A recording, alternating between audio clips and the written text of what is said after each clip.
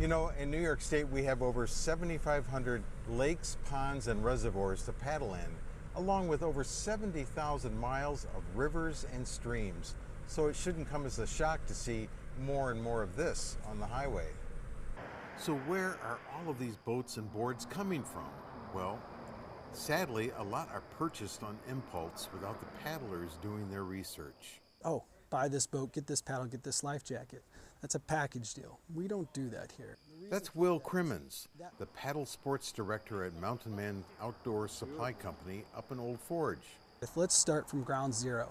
What are you looking to do on the water? What are you looking to get out of your experience? Are you looking to go for long, extended overnight trip? You know, those are just a few of the questions you'll be asked. For a good reason.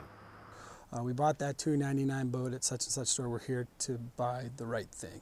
That right thing will make you a happy camper, and Will is all ears. Listen to what a customer might be looking for and offer some good suggestions. Sizing up a boat or a board is sort of like buying a car. Your height, weight, and even your arms need to be fitted to fully enjoy this sport. You wouldn't buy a car without test driving it.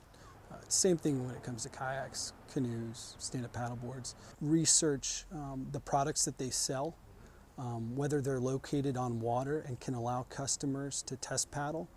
As with any sport, there are some risks. Don't want to wind up with the fishes?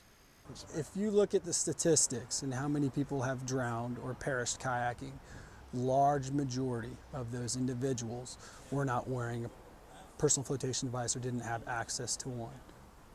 And now we're ready. And who knows, you might even run into Will. I still need that time to get out on the water, unwind in nature, and enjoy that adventure experience. In Old Forge, Keith Hunt for News Channel 2.